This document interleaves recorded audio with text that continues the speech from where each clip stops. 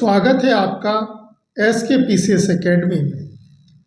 आज आप लोग भारत के राष्ट्रीय प्रतीकों के बारे में जानेंगे। ये परमानेंट GS से संबंधित टॉपिक है। परीक्षा की दृष्टि से क्या क्या याद रखना है, तो भारत के राष्ट्रीय प्रतीक से संबंधित महत्वपूर्ण तथ्यों को हम लोग इसमें जानेंगे। यदि आप इनमें से किसी भी एग्ज़ाम की तैयारी कर रहे हैं तो भारत के राष्ट्रीय प्रतीकों से अवगत होना आपके लिए ज़रूरी है। तो चलें शुरू करते हैं, क्या क्या याद रखना है। सबसे पहले राष्ट्रीय ध्वज की बात करते हैं। राष्ट्रीय ध्वज जो भारत का है वो तिरंगा कहलाता है। ध्वज की लंबाई चौड़ाई का अनुपात 3:2 है और इस झंडे को डिजाइन किया था पिंगली वेंकैया जी ने। भारतीय ध्वज में केसरिया जो रंग है ऊपर का, केसरिया वो साहस, बलिदान और त्याग का प्रतीक है। सफ़ेद रंग सत्य, शुद्धता और शांति का प्रतीक है, जबकि हरा रंग जो है वो विश्वास और समृद्धि को दर्शाता है। इसमें ये नीले रंग का चक्र है जिसमें 24 तीलियां हैं। भारत की 1 अरब 41 करोड़ जो जनसंख्या है वो निरंतर गतिशील बनी रहे, उसकी प्रेरणा देता है। तो जो नीले रंग का चक्र है जिसमें 24 तीलियां हैं, निरंतरता का प्रतीक है। भारतीय संविधान सभा द्वारा 22 जुलाई 1947 को इसे अपनाया गया था, राष्ट्रीय ध्वज को, और 26 जनवरी 2002 को ध्वज संहिता बनाई गई थी। ध्वज संहिता भारत के राष्ट्रीय ध्वज से जुड़े नियमों, दिशा निर्देशों का संकलन है। यह संहिता 26 जनवरी 2002 को लागू हुई। तो भारतीय ध्वज से संबंधित आप समझ गए। इसमें यही प्रश्न आते हैं कि भारतीय ध्वज के ये रंग किस किस को दर्शाते हैं या किसका प्रतीक है। अपनाया कब गया? 22 जुलाई 1947 को। ध्वज संहिता बनी है 26 जनवरी 2002 को। जैसे भारतीय झंडे का इतिहास भी जान लेते हैं। सबसे शुरुआत में भारत का झंडा कुछ इस प्रकार से था, जिस पर वंदे मातरम लिखा हुआ था और सूर्य और चांद के चित्र थे और इस पर 8 कमल बनाए गए थे। उसके बाद में झंडा थोड़ा सा चेंज हुआ। इस पर वंदे मातरम लिखा हुआ था, चांद, तारा और सूर्य था, और इस पर ये कुछ इस टाइप का चिन्ह बनाए गए थे। उसके बाद झंडा कुछ इस प्रकार से हुआ। इसमें गांधी जी का चरखा दर्शाया गया है और वर्तमान में भारत का फ्लैग इस प्रकार का है। आप लोग ये भी ध्यान रखना, मैडम भीकाजी कामा ने 22 अगस्त 1907 को जर्मनी में इंटरनेशनल सोशलिस्ट कॉन्फ्रेंस में भारत का प्रथम तिरंगा फहराया था। ये मैडम भीकाजी कामा हैं जिन्होंने भारत का जो है झंडा 22 अगस्त 1907 को जर्मनी के स्टुटगार्ट में इंटरनेशनल सोशलिस्ट कॉन्फ्रेंस में फहराया था। तो ये इंडियन फ्लैग की हिस्ट्री है। आप देख पा रहे हैं शुरुआत में झंडा इस प्रकार से था, इसमें 8 कमल के चित्र थे और फिर थोड़ा सा बदलाव होता गया। भारत का राष्ट्रीय चिन्ह अशोक स्तंभ, अशोक के सारनाथ सिंह स्तंभ से लिया गया है। संविधान सभा द्वारा 26 जनवरी 1950 को इसे अपनाया गया। सत्यमेव जयते देवनागरी लिपि में मुंडकोपनिषद का सूत्र वाक्य इसमें लिखा गया है। तो ये सारनाथ का सिंह स्तंभ है, इसी को अशोक स्तंभ कहते हैं। यही भारत सरकार ने राष्ट्रीय चिन्ह के रूप में अपनाया है और इसमें ये ऊपर आप देख पा रहे हैं, ये 4 सिंह पीठ सटाए बैठे हुए हैं, यानी 4 शेर एक दूसरे की पीठ सटाए बैठे हैं। ये इसका जिस पर बैठे हैं ये एक चौकी होती है जिसको अबेकस कहा जाता है। क्या कहते हैं? अबेकस, या फिर इसी को कहते हैं आधार, यानी बेस मान लें जिस पर ये 4 सिंह बैठे हैं। तो अबेकस या आधार पर 4 सिंह विराजमान हैं और इस अबेकस पर 4 पशु दर्शाए गए हैं। एक ये बैल है, इधर घोड़ा है और पीछे 2 पशु और दिखाई नहीं दे रहे हैं इसमें, लेकिन वो हैं हाथी और सिंह, शेर। तो ये तो अबेकस कुछ इस प्रकार से दर्शाया गया है। हाथी है, हाथी के बाद सिंह है, हाथी का मुंह इधर है, फिर शेर, उसके बाद बैल और फिर घोड़ा। तो ये क्लॉकवाइज दिशा में इनके डायरेक्शन में मुंह है, ये आप लोग ध्यान रखिएगा। और ये इस चिन्ह में ये उल्टा अवांगमुखी कमल है, और ये यहाँ पर चक्र दिखाई दे रहा है जिसमें कितनी तीलियां हैं, 24 तीलियां दर्शाई गई हैं। पहले जो ये सारनाथ का सिंह स्तंभ है, इसके ऊपर एक चक्र हुआ करता था जिसमें 32 तीलियां थी। अब ये टूट गया है और इसे राष्ट्रीय प्रतीक में शामिल भी नहीं किया गया है, और ये धर्म चक्र का प्रतीक था। तो आपको सिर्फ ये ध्यान रखना है कि जो भारत का राष्ट्रीय चिन्ह है वो अशोक स्तंभ, यानी अशोक के सारनाथ सिंह। सारनाथ किसको कहते हैं? वाराणसी। उत्तर प्रदेश का बनारस जो है प्राचीन काल का क्या कहलाता था? सारनाथ। तो वहीं पर ये सिंह स्तंभ है, उसी को राष्ट्रीय चिन्ह के रूप में अपनाया गया है 26 जनवरी 1950 को। और इस पे 4 सिंह पीठ सटाए बैठे हुए हैं, और इस पर जो अबेकस है उस पर 4 पशु अंकित हैं, हाथी, सिंह, बैल और घोड़ा। और ये क्लॉकवाइज डायरेक्शन में इनके मुंह दर्शाए गए हैं, चलने की दिशा में। तो ये थोड़ा सा ध्यान रखिएगा।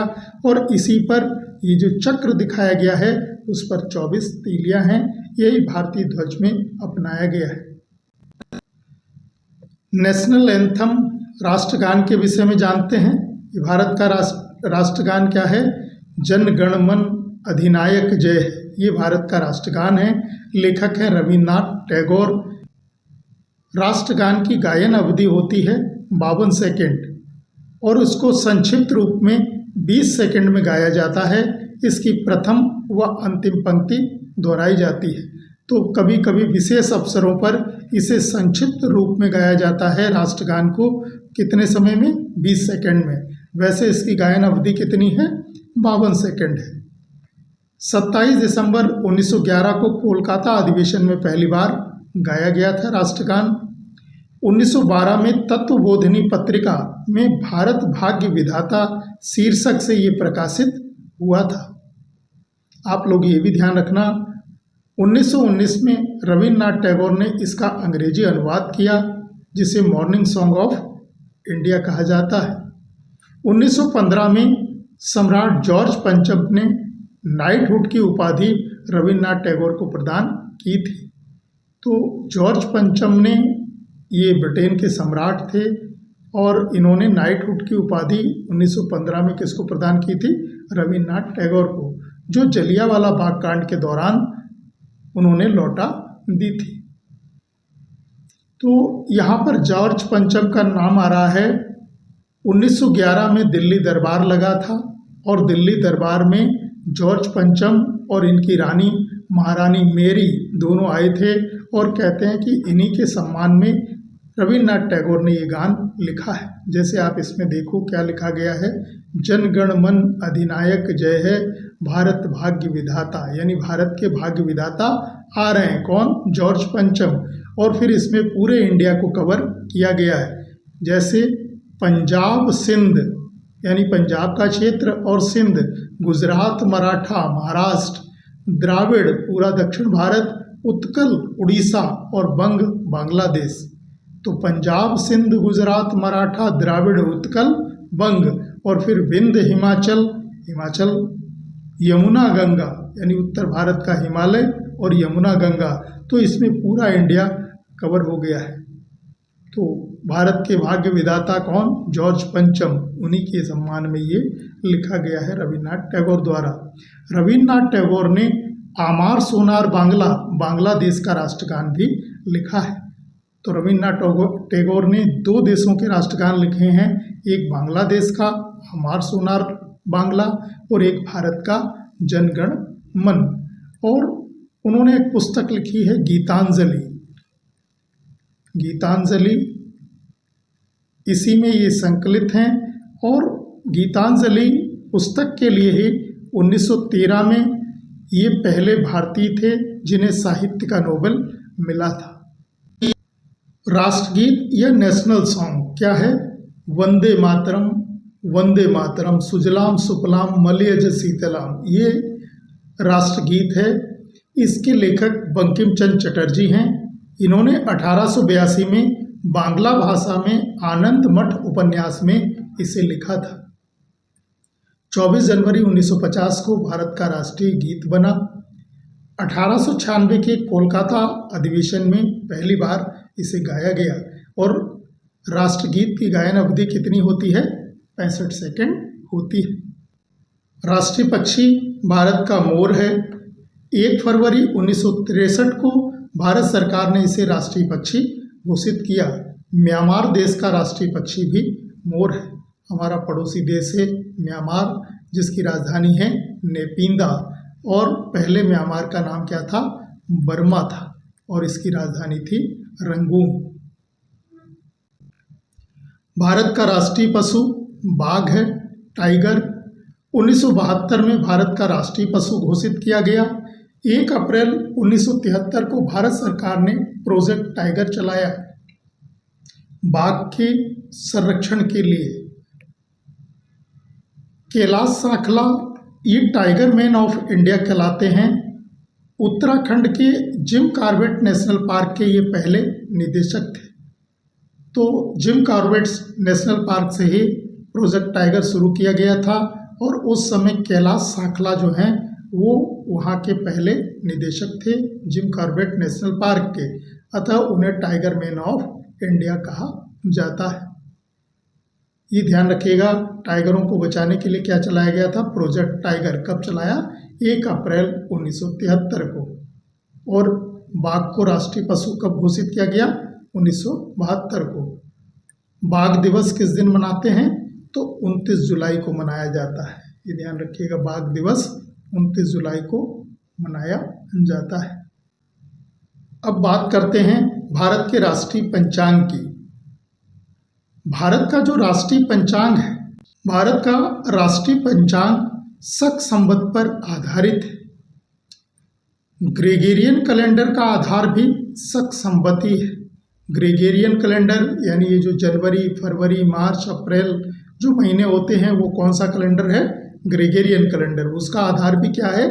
शक संवत। और भारत के राष्ट्रीय पंचांग का आधार भी क्या है? शक संवत है।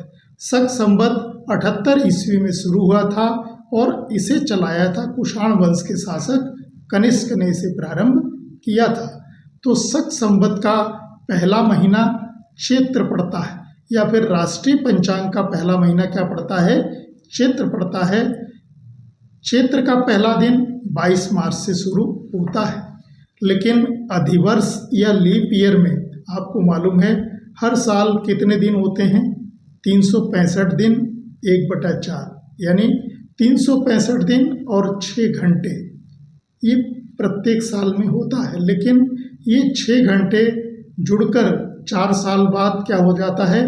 6 घंटे अगर हम लगाएं तो हर चौथे साल ये 6 घंटे 24 घंटे में बदल जाते हैं और फिर 1 दिन बढ़ाना पड़ता है।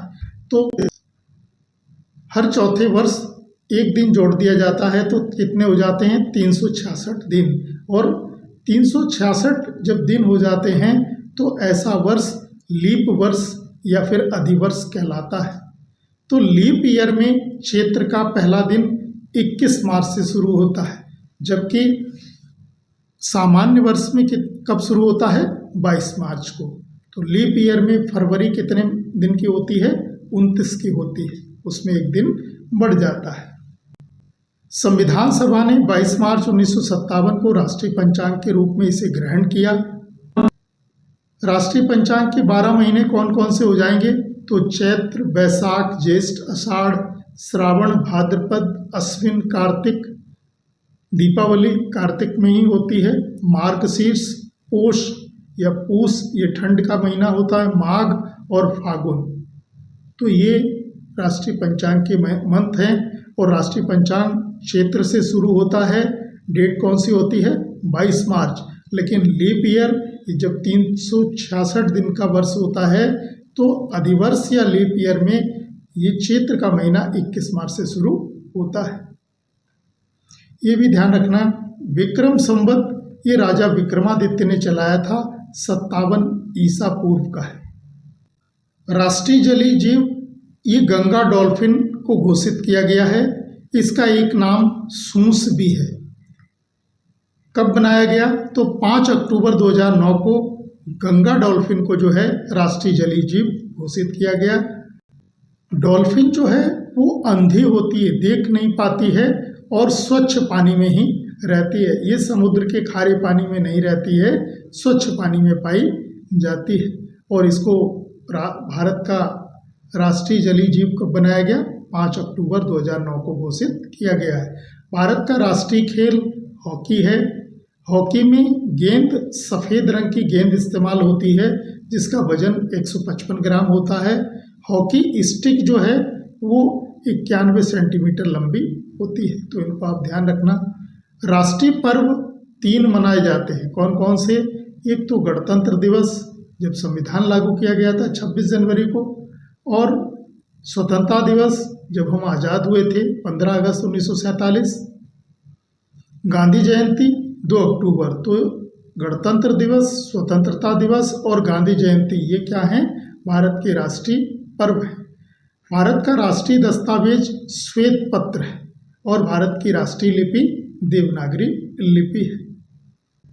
भारत की राष्ट्रीय नदी गंगा नदी है, पवित्र नदी है और मोक्षदायिनी है। 4 नवंबर 2008 को इसे राष्ट्रीय नदी का दर्जा प्रदान किया गया। उस समय मनमोहन सिंह जी की सरकार थी। राष्ट्रीय वृक्ष भारत का बरगद है। राष्ट्रीय फल आम है। राष्ट्रीय पुष्प कमल है जो शांति का प्रतीक माना जाता है। 26 जनवरी 1950 को इसे घोषित किया गया। भारत का राष्ट्रीय विरासत पशु हाथी है। 22 अक्टूबर 2010 को इसे घोषित किया गया। क्या घोषित किया गया? भारत का राष्ट्रीय विरासत पशु है। 1992 में प्रोजेक्ट एलिफेंट शुरू किया गया। हाथियों के बचाव के लिए भारत सरकार ने 1992 में प्रोजेक्ट एलिफेंट चलाया। 12 अगस्त को ही विश्व हाथी दिवस मनाया जाता है। तो ये प्रोजेक्ट एलिफेंट कब चला? 1992 में। और प्रोजेक्ट लॉयन कब चला? तो कभी आए कौन सा? प्रोजेक्ट लॉयन यानी शेर, ये चला था 1972 को। और प्रोजेक्ट टाइगर कब चलाया गया? तो प्रोजेक्ट टाइगर चलाया गया 1973 को 1973। और प्रोजेक्ट लॉयन चलाया गया 1972। प्रोजेक्ट एलिफेंट चलाया गया 1992 में। तो ये भारत के राष्ट्रीय प्रतीक से संबंधित कुछ महत्वपूर्ण तथ्य थे। आप लोग इनको याद कर लें। मिलते हैं अगली क्लास में एक नए टॉपिक के साथ। धन्यवाद।